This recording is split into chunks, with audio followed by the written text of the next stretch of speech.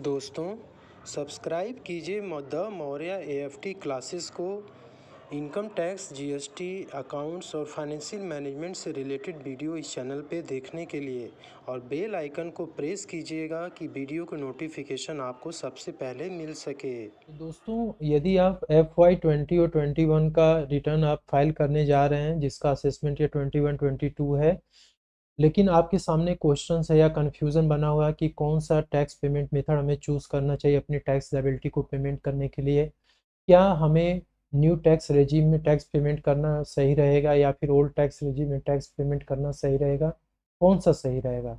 तो इसमें मैं इस वीडियो में आपको यही सिखाने जा रहा हूँ और हम सब मिल के सीखेंगे कि ओल्ड टैक्स रेजिम या वो न्यू टैक्स रेजिम में टैक्स लायबिलिटी में क्या डिफरेंसेस आते हैं, ताकि आपको आगे जो भी आप प्लानिंग कर रहे हैं, यदि आप आईटीआर फाइल कर चुके हैं तो कोई बात नहीं, आप यदि आगे की टैक्स प्लानिंग कर रहे हैं तो ये वीडियो काफ़ी हेल्पफुल आपके लिए होने होने वाली है। ठीक है, सो फ्रेंड्स, चलिए हम स्टार्ट करते हैं। और स्टार्ट करने से पहले आपसे रिक्वेस्ट है कि आप मेरे चैनल को द मौर्य आर्ट क्लासेस को आप ज़रूर सब्सक्राइब करें और फ्रेंड्स बेल आइकन को ज़रूर प्रेस करें ताकि हमारी कोई भी वीडियो की नोटिफिकेशन आपको सबसे पहले मिल सके। तो friends, are you prepare to file ITR for FY 2021 या इसके आगे भी जो भी प्लानिंग आप कर रहे हैं, तो उसके लिए भी यदि आप तैयारी कर रहे हैं टैक्स पेमेंट करने के लिए, तो आपको टैक्स पेमेंट मेथड चूज़ करने के लिए जानना है कि कौन सा टैक्स पेमेंट आपको चूज़ करना है। क्या न्यू टैक्स रेजिम जो अंडर सेक्शन 115 BAC में आता है, क्या उसमें आपको टैक्स पेमेंट करना ठीक रहेगा या ओल्ड टैक्स रेजिम में करना ठीक रहेगा? ठीक है, तो सबसे पहले तो ओल्ड टैक्स रेजिम के बारे में तो सभी को लगभग पता है। हम न्यू टैक्स रेजिम के बारे में थोड़ा सा देखते हैं, इसकी थोड़ी सी ओवरव्यू कर लेते हैं। New tax regime under section 115 BAC में कवर्ड होता है और इसका जो इंट्रोडक्शन ईयर था वो बजट 2020-21 में आया था। और इसकी ईयर ऑफ एप्लीकेबिलिटी यानी कब से ये अप्लाई होगा, तो FY 2021 के इनकम टैक्स रिटर्न के लिए अप्लाई होने जा रहा है। यानी कि असेसमेंट ईयर 2021-22 में आप चाहें तो इसको चूज़ कर सकते हैं, इस न्यू टैक्स रेजिम को अपने टैक्स लायबिलिटी का पेमेंट करने के लिए। तो ये एप्लीकेबिलिटी आपकी FY 2021 से है। और ये जो रेजिम है, न्यू टैक्स रेजिम, क्या ये ऑप्शनल है या मैंडेटरी है? तो जी नहीं, ये बिल्कुल अभी तक ऑप्शनल है। जब मैं वीडियो बना रहा हूँ तो ये बिल्कुल अभी तक ऑप्शनल ही है, आप चूज़ कर सकते हैं दोनों में से। ये जो न्यू टैक्स रेजिम है, कौन कौन से एससीसी इसमें कवर्ड होते हैं? तो इसमें सिर्फ और सिर्फ इंडिविजुअल और एचयूएफ कवर्ड होते हैं। इसके अलावा कोई companies, AOP, BOI, partnership firm इसमें कवर्ड नहीं होती है। डिडक्शन और एग्जम्पशंस, तो इसमें न्यू टैक्स रेजिम में लगभग 70 प्लस एग्जम्पशंस और डिडक्शंस इसमें ख़त्म कर दिए गए हैं। कुछ इसमें डिडक्शंस हैं जो आपको मिलेंगे, वो मैं अपना अलग से वीडियो बना करके मैं डाल दूंगा, कौन कौन से एग्जम्पशन डिडक्शंस आपको न्यू टैक्स रेजिम में मिलेंगे। रिबेट अंडर सेक्शन 87A में तो कोई बदलाव नहीं है दोस्तों। जैसे आपको ओल्ड टैक्स रेजिम में अप टू 12,500 तक मिलता था, वैसे न्यू टैक्स रेजिम में भी 12,500 तक मिलेगा। लेकिन कंडीशन ये है कि आपकी टोटल इनकम सारे एग्जम्पशंस और डिडक्शंस के पहले 5 लाख तक होनी चाहिए, उससे कम होनी चाहिए। ये जो 87A का जो डिडक्शंस है, रिबेट है, वो सुपर सीनियर सिटीजन को नहीं मिलेगा, वो उसके लिए एलिजिबल नहीं होंगे। आप उनका एज भी यहाँ पे देख सकते हैं। अब हम देखते हैं कि आपको यदि न्यू टैक्स रेजिम चूज करना है तो आप कैसे चूज करेंगे, सबसे बड़ा क्वेश्चन मार्क है। तो इसमें देखिए दो प्रकार के कैटेगरी है, इंडिविजुअल और एचयूएफ की। ऐसे इंडिविजुअल और एचयूएफ जो कि बिजनेस करते हैं या प्रोफेशन में इन्वॉल्व हैं, तो उन लोग को यदि न्यू टैक्स रेजिम में यदि टैक्स लायबिलिटी का पेमेंट करना है, तो उन्हें अपना किसी भी फाइनेंशियल ईयर का आईटीआर भरने का जो भी उनका ड्यू डेट है, उसके पहले उन्हें इनकम टैक्स डिपार्टमेंट को फॉर्म 10IE में अपना ये ऑप्शन जो भी उन्होंने चूज़ किया है न्यू टैक्स रेजिम का, वो ऑप्शन भर के उन्हें सबमिट करना होगा। तो फॉर्म 10IE आपको ऑनलाइन पोर्टल पे भी आप भर सकते हैं। अपनी जो भी इस ऑप्शन को एक्सरसाइज करने की डिज़ायर है, इच्छा है, उसको आप इनकम टैक्स डिपार्टमेंट को सूचित कर सकते हैं। सिमिलरली जो इंडिविजुअल एचयूएफ सैलरी में आते हैं, उनके लिए क्या ऑप्शन है? देखिए, इसमें दो बातें हैं। पहली बात तो ये है दोस्तों कि यदि आपका एम्प्लॉयर आपको यदि डिक्लेरेशन मांगता है कि आप कौन से न्यू टैक्स रेजिम में आप टैक्स पेमेंट करना चाहते हो या ओल्ड टैक्स रेजिम में, तो यदि वो डिक्लेरेशन मांगता है तो जो भी ड्यू डेट आपको देगा, तो उस ड्यू डेट तक आपको डिक्लेयर करना है कि हाँ, हमारा जो भी टैक्स का जो भी डिडक्शन है वो आप न्यू टैक्स रेजिम में आप कर दीजिए। तो आपका एम्प्लॉयर न्यू टैक्स रेजिम में वो आपका TDS वगैरह काटेगा और टैक्स जमा कराएगा। तो उसके लिए क्या करना होगा, यदि आप अपने एम्प्लॉयर की यदि बात मानते हैं तो उस कंडीशन में आपको बिगिनिंग ऑफ द ईयर यानी कि FY 2021 का यदि लेट्स से कि फाइनेंशियल ईयर है तो आपको 1 अप्रैल या उससे पहले अपने एम्प्लॉयर को ये डिक्लेरेशन देना होगा कि हम न्यू टैक्स रेजिम में जाना चाहते हैं, इस ऑप्शन को सेलेक्ट करना चाहते हैं। दूसरी बात ये होगी कि यदि आपका एम्प्लॉयर आपसे डिक्लेरेशन मांगा और आपने डिक्लेरेशन नहीं दिया तो उस केस में आपका एम्प्लॉयर क्या करेगा कि आपका ओल्ड टैक्स रेजिम में ही सारा टैक्स का पेमेंट करेगा। और सेकंड जो चीज़ें होती हैं कि लेट्स से कि आपको न्यू टैक्स रेजिम में टैक्स पेमेंट करने की इच्छा थी लेकिन आपने इसको चूज़ किया ही नहीं, आप इसमें इंटरेस्टेड हो ही नहीं, तो उस केस में भी आपका एम्प्लॉयर आप जो भी है ओल्ड टैक्स रेजिम में आपका टैक्स का पेमेंट करेगा। ठीक है, तो यहाँ पे दोनों बातें हैं। यदि आपको चूज करना है तो आप अपने एम्प्लॉयर को डिक्लेरेशन देंगे तो आपका एम्प्लॉयर न्यू टैक्स रेजिम में करेगा। ठीक है, अब हम आते हैं कि ऑप्ट आउट और ऑप्ट इन फैसिलिटी, बहुत ही इंपॉर्टेंट टॉपिक है ये न्यू टैक्स रेजिम का। कि इन केस यदि मान लीजिए कि यदि आप बिजनेस और प्रोफेशन में इन्वॉल्व हैं और आप ये चाहते हैं कि अभी लेट्स से दैट कि आप फाइनेंशियल 20 और 21 में आपने इनकम टैक्स डिपार्टमेंट को सूचित कर दिया कि हम अपना जो टैक्स लायबिलिटी है FY 20 और 21 की वो हम न्यू टैक्स रेजिम में पेमेंट करना चाहते हैं। ठीक है, लेकिन आप नेक्स्ट ईयर क्या किए कि आप इससे ऑप्ट आउट हो गए। ठीक है, तो ये बात ध्यान रख लीजिए कि यदि आप एक बार ऑप्ट आउट हो गए तो उसके बाद फिर दोबारा आप इसमें न्यू टैक्स रेजिम में नहीं आ पाएंगे, ये चीज़ आप ध्यान रखिएगा। तो इसलिए जो बिजनेस और प्रोफेशन में इन्वॉल्व है एसएससी, वो लोग ऑप्ट इन करते समय भी और ऑप्ट आउट करते समय दोनों टाइम वो लोग डिक्लेरेशन अपना इनकम टैक्स डिपार्टमेंट को फॉर्म 10IE में सबमिट करेंगे। लेकिन शर्त ये है कि यदि एक बार आपने यदि ओल्ड टैक्स रेजिम से न्यू टैक्स रेजिम में आप आए और फिर आप न्यू टैक्स रेजिम से ओल्ड टैक्स रेजिम में यदि आप स्विच करते हो तो फिर आपको फिर दोबारा न्यू टैक्स रेजिम में आने का मौका नहीं मिलेगा, ये रूल है। जब तक कि आप बिजनेस और प्रोफेशन को अपना बंद ना कर दें, यानी कि कोई भी इनकम आपकी हो रही है तो बिजनेस प्रोफेशन को छोड़ करके यदि आपकी होगी तब आपको ये फैसिलिटी मिलेगी। या जैसे आप बिजनेस प्रोफेशन छोड़ेंगे तो आप सैलरी क्लास के एम्प्लॉय बनेंगे, तो सैलरी टैक्स पेयर बनेंगे तब आपको फैसिलिटी मिलेगा। अब देखिए सैलरी क्लास के पर्सन के लिए क्या है, जैसे मैंने अभी ऊपर बताया कि यदि आपका एम्प्लॉयर डिक्लेरेशन मांगा तो आपने डिक्लेरेशन दे दिया ऑन और बिफोर 1 अप्रैल 2021। ठीक है, नेक्स्ट ईयर क्या हुआ कि आप चाहे कि आपने देखा कि यार मैंने न्यू टैक्स रेजिम में तो डिक्लेरेशन दे दिया लेकिन मेरा जो ड्यूरिंग द ईयर जो TDS कटा है और जो मेरा टैक्स सेविंग इन्वेस्टमेंट्स है, ठीक है, और आपने क्या किया कि ओल्ड टैक्स रेजिम के तहत और न्यू टैक्स रेजिम के तहत दोनों में आपने टैक्स लायबिलिटी अपनी निकाली और आपने ये देखा कि यार दोनों में तो मेरा ओल्ड टैक्स रेजिम में मेरा टैक्स लायबिलिटी कम आ रहा है, तो आप जो है जब रिटर्न फाइल करने की जब बात उस समय जब टाइम आएगा तो उस टाइम आप क्या कर सकते हैं, आराम से आप ओल्ड टैक्स रेजिम में आप टैक्स का पेमेंट कर सकते हैं। तो ये फैसिलिटी है एम्प्लॉयज़ के लिए, जो सैलरी एम्प्लॉय हैं ये लोग क्या कर सकते हैं कि ऑप्ट इन और opt out at the time of filing of return, वो रिटर्न फाइल करते समय वो आराम से चाहे तो वो ओल्ड टैक्स रेजिम में भी जा सकते हैं या फिर यदि उन्होंने शुरू में यदि अपने एम्प्लॉयर को डिक्लेरेशन नहीं दिया है और वो न्यू टैक्स रेजिम में जाना चाहते हैं तो वो आराम से जब रिटर्न फाइलिंग के समय वो लोग आराम से इस ऑप्शन को न्यू टैक्स रेजिम को चूज कर सकते हैं। ठीक है फ्रेंड्स, तो अब हम आते हैं आगे, इसका रेट ऑफ टैक्स देख लीजिए। आपको रेट ऑफ टैक्स तो पता है, ये ओल्ड टैक्स रेजिम वालों को जो रेट ऑफ टैक्स था यहाँ पे बिलो 60 ईयर्स वालों के लिए स्लैब दिया हुआ आप देख सकते हैं, और जो 60 ईयर्स के ऊपर हैं 60 ईयर्स या उससे ऊपर हैं लेकिन बिलो 80 ईयर्स हैं उनके लिए रेट ये है, और सुपर सीनियर सिटीजन जो एबव 80 ईयर्स या 80 ईयर्स के हैं उनका रेट ये है। ठीक है, अब ऐसे लोगों के लिए जो कि डिडक्शन और एग्जम्पशन क्लेम करना चाहते हैं उनके ऊपर ये जो है स्लैब अप्लीकेबल है, लेकिन जो लोग डिडक्शन और एग्जम्पशन क्लेम नहीं करना चाहते हैं यानी जाहिर सी बात है कि वो न्यू टैक्स रेजिम में जाना चाहते हैं, ठीक है, तो उनके लिए देखिए टैक्स स्लैब ये है, उनके लिए 2.5 लाख तक देखिए नील है, इसके बाद 2.5 से 5 तक है 5%, लेकिन रिबेट जैसे मैंने ऊपर दिखाया 87A के तहत उनको रिबेट मिलेगा।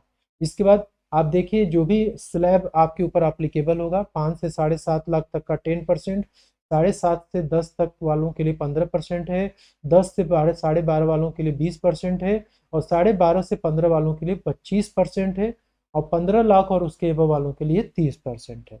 तो ये टैक्स का स्लैब है जो कि डिफरेंट डिफरेंट टैक्स पेयर्स जो कि इनकम टैक्स ब्रैकेट में आते हैं उनके ऊपर ये ब्रैकेट अप्लाई होगा। तो ये हो गई कि old tax regime new tax regime में यदि आपको जाना है तो उसके लिए क्या तरीका है, ठीक है। और रेट हमने देखा, अब हम चलते हैं एग्जाम्पल की ओर। एग्जाम्पल से हम समझने की कोशिश करते हैं फ्रेंड्स। तो अब आपको, मेरा मेन टॉपिक है कि आपको कौन सा चूज करना, विच वन टू चूज। तो देखिए मैंने यहाँ पे एग्जाम्पल लिया हुआ है, एक टैक्स पेयर 1 है, टैक्स पेयर 2 है, ठीक है। यहाँ देख सकते हैं आप, दो टैक्स पेयर हैं और दोनों जो है फाइनेंशियल ईयर 20 और 21 के लिए अपना डिटेल यहाँ पे दिए हुए हैं। उनको असेसमेंट ईयर 2021-22 में अपना ITR फाइल करना है, ठीक है। तो उनकी इनकम फ्रॉम सैलरी 20 लाख है, इसमें भी टैक्स पेयर 2 का भी 20 लाख है। और HRA का एजम्पशन टैक्स पेयर 1 में 1,20,000 है, लेकिन टैक्स पेयर 2 को कोई भी HRA का एजम्पशन नहीं मिल रहा है। और लीव ट्रेवल अलाउंस जो है ये 50,000 टैक्स पेयर 1 को मिल रहा है, लेकिन इसमें इनको कोई भी नहीं मिल रहा है। स्टैंडर्ड डिडक्शन 50,000 टैक्स पेयर 1 को मिल रहा है और टैक्स पेयर 2 को कुछ भी नहीं मिल रहा है। Deduction under section 80C for EPF employees provident fund, public provident fund, इसमें देखिए टैक्स पेयर 1 का 1,50,000 और टैक्स पेयर 2 का भी 1,50,000 है, ठीक है। अब हम देखते हैं कि न्यू टैक्स रेजिम और ओल्ड टैक्स रेजिम में टैक्स पेयर 1 को क्या लायबिलिटी आएगी और टैक्स पेयर 2 की भी क्या लायबिलिटी आएगी, उसके अकॉर्डिंग हम कंपेयर करने की कोशिश करेंगे। तो टैक्स पेयर 1 का देख लीजिए, ओल्ड टैक्स रेजिम में आप देखिए इनकम फ्रॉम सैलरी 20 लाख रुपए लिया गया और न्यू टैक्स रेजिम में भी 20 लाख लिया गया। अब देखिए एग्जेम्पशन तो HRA का मिल गया इनको 1,20,000 और LTA भी मिल गया 50,000, स्टैंडर्ड डिडक्शन भी 50,000 मिल गया और जो डिडक्शन अंडर सेक्शन 80C का था वो भी मिल गया। लेकिन न्यू टैक्स रेजिम में जैसा मैंने बताया आपको कि लगभग सारे डिडक्शन एग्जेम्पशन खत्म कर दिए गए हैं, तो इसलिए 80C का भी डिडक्शन इनको नहीं मिलेगा, ठीक है। तो इनका नेट टैक्सेबल इनकम 16,30,000 आया, इनका 20 लाख आया, ठीक है। अब फ्रेंड्स यहाँ पे देखिए मैंने टैक्स कैलकुलेट किया हुआ है कि यदि ओल्ड रेजिम में यदि आते हैं तो टैक्स कैसे निकाला जाएगा। तो यहाँ देखिए 2,50,000 तक नील होगा, 2.5 से यदि 5 लाख तक है तो आप थोड़ा सा जूम कर देता हूँ मैं, यदि 2.5 लाख से 5 लाख तक है तो उस केस में क्या होगा, साढ़े 12,000 का टैक्स आएगा, ठीक है। और यदि 5 लाख से 10 लाख तक है तो 20% का टैक्स लगेगा यानी 1 लाख, और रिमेनिंग जो 6,30,000 आपका बच रहा है उस पर 30% लगेगा 1,89,000, यानी कि टोटल टैक्स आपका बना 3,01,500 और एजुकेशन सेक्स 4% आपने चार्ज कर दिया तो 12,060 हो गया। टोटल टैक्स जो बना आपका 3,13,560 बना। अब हम आते हैं न्यू टैक्स रेजिम वाले का। न्यू टैक्स रेजिम में देखिए क्या मिल रहा है, 2.5 लाख तक तो नील है, 2.5 से 5 लाख तक 5% है जिसका कि 12,500 टैक्स आया, 5 लाख से 7.5 लाख तक 10% है, इसमें 25,000 आया, ठीक है। और 7.5 लाख से 10 लाख तक तो इसमें 15% का टैक्स लगा है तो 37,500 टैक्स आया। इस तरीके से आप चलते चले जाएंगे और लास्ट में आप जो रिमेनिंग बचेगा इनकम आपका 5 लाख, क्योंकि 15 लाख के एबव है तो 20 लाख का आपका टोटल इनकम था, तो 15 लाख के बाद 5 लाख का रिमेनिंग बचा तो 30% आप निकाल दिए, 1.5 लाख आ गया, ठीक है। तो यहाँ पे भी टोटल टैक्स लायबिलिटी आपकी 3,51,000 की बनी, ठीक। अब हम देखिए यहाँ पे आ जाते हैं अपने मेन स्लैब के ऊपर। तो यहाँ आइए फ्रेंड्स, देखिए यहाँ पे इनका टैक्स बना 3,13,560 और इनका बना 3 लाख, सॉरी, टैक्स पेयर 1 का ओल्ड टैक्स रेजिम में 3,13,560 रुपये आ रहा है और 3,51,000 न्यू टैक्स रेजिम में आ रहा है। तो आप देख सकते हैं, कंपेयर कर सकते हैं कि टैक्स पेयर 1 को ओल्ड टैक्स रेजिम में ये सब डिडक्शंस जब उसको मिल रहा है तो उसको कितना फ़ायदा हो रहा है। 3,13,000 ही देना पड़ा, लेकिन न्यू टैक्स रेजिम में 3,51,000 देना पड़ रहा है। तो ओल्ड टैक्स रेजिम में टैक्स पेयर 1 को कितना टैक्स का सेविंग हुआ, 37,440 रुपये का टैक्स का सेविंग हो गया, ठीक है। अब हम आते हैं टैक्स पेयर 2 के लिए। टैक्स पेयर 2 में ये है कि उनके पास कोई भी HRA का एग्जेम्पशन नहीं है और LTA का भी एग्जेम्पशन नहीं है, ठीक है। तो अब देखिए उनका भी old tax regime new tax regime का टैक्स यहाँ पे दिखाया गया है, ठीक है। सैलरी भी वही है, सेम है। स्टैंडर्ड डिडक्शन इनको 50,000 मिलेगा, बाकी LTA और HRA का डिडक्शन क्योंकि एलिजिबल नहीं है तो इनको नहीं मिलेगा, ठीक है। तो 50,000 ये हो गया और डिडक्शन अंडर सेक्शन 80C इनको 1.5 लाख का मिल रहा है जैसा ऊपर मिल रहा था, लेकिन यहाँ पे न्यू टैक्स रेजिम में कोई भी डिडक्शन एग्जेम्पशन नहीं मिलेगा। अब net income chargeable under the head salary, salary में जो इनकम चार्जेबल होंगे उनके 18 लाख होंगे, 20 लाख होंगे, ठीक है। तो टैक्स लायबिलिटी यहाँ पे निकल है इस इनकम पे 18 लाख पे जो टैक्स आ रहा है वो 3,66,600 आ रहा है, और 20 लाख पे जो न्यू टैक्स रेजिम में टैक्स बना वो 3,51,000 आ रहा है। अब देखिए इस केस में क्या हुआ कि 3,66,000 ओल्ड टैक्स रेजिम में यानी ओल्ड टैक्स मेथड में जब आप देख रहे हैं तो आपका 3,66 आपको पे करना है, लेकिन न्यू टैक्स रेजिम में आपको 3,51 ही करना है। तो इस केस में क्या हुआ कि आपको 15,600 रुपये की बचत हो रही है, ठीक है। तो फ्रेंड्स, ओल्ड टैक्स रेजिम और new tax regime totally depend करता है कि आपका एग्जेम्पशंस डिडक्शंस कितना आपको मिल रहा है, ठीक है, वो आपको ध्यान रखना है। और दूसरा टैक्स जो इनकम का स्लैब है, किस इनकम स्लैब में आप फॉल करते हैं वो भी सबसे इम्पॉर्टेंट है। या आप 10 लाख में फॉल करते हैं या 7.5 लाख में फॉल करते हैं, किस में फॉल करते हैं, तो ये सबसे इम्पॉर्टेंट है। उसी के बेसिस पे आपका जो टैक्स लायबिलिटी है वो दोनों सिस्टम में डिफर करेगा। तो आप जब भी अपना टैक्स लायबिलिटी पेमेंट करने जा रहे हैं तो मेरी सजेशन ये है कि सबसे पहले आप कैलकुलेट करिए अपना टैक्स लायबिलिटी।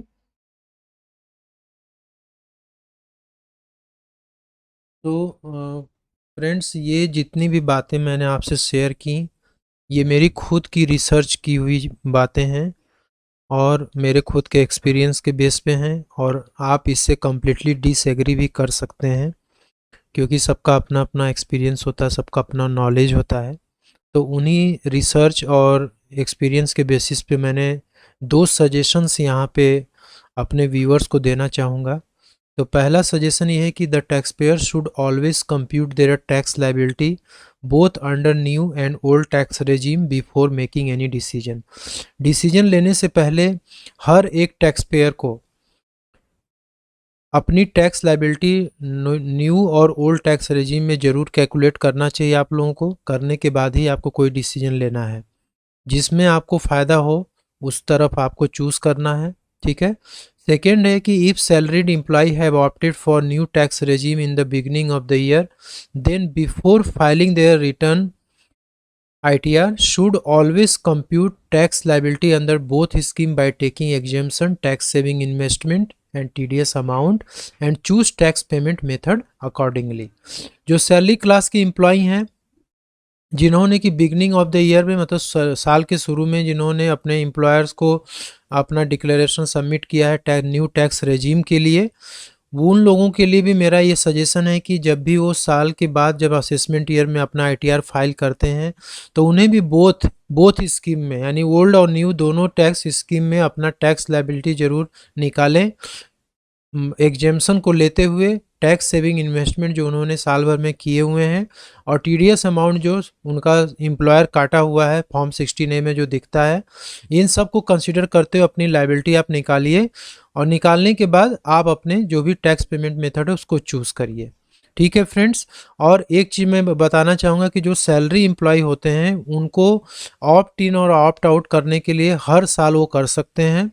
यदि उन्होंने लेट से कि शुरू में न्यू टैक्स रेजिम चूज़ किया और नेक्स्ट ईयर जब ITR फाइल करना हुआ तो वो ओल्ड टैक्स रेजिम में टैक्स पेमेंट किए, तो उसके नेक्स्ट ईयर वो क्या करेंगे कि न्यू टैक्स रेजिम में वो आ सकते हैं, मतलब वो चूज़ कर सकते हैं। उसके लिए फॉर्म IE जो मैंने ऊपर बताया था वो सबमिट करेंगे। तो सैलरी एम्प्लॉय के लिए ये फैसिलिटी है कि जब जब वो न्यू टैक्स रेजिम में टैक्स पेमेंट करेंगे तब तक उनको अपना डिक्लेरेशन फॉर्म भरना होगा। लेकिन बिजनेस क्लास के जो पर्सन हैं जो HUF या इंडिविजुअल जो बिजनेस और प्रोफेशन में इन्वॉल्व हैं तो उन लोगों को बस एक ही बार मौका मिलेगा। So friends, thank you so much for watching this video. यदि वीडियो अच्छा लगे तो ज़रूर लाइक शेयर करिएगा। Thank you so much.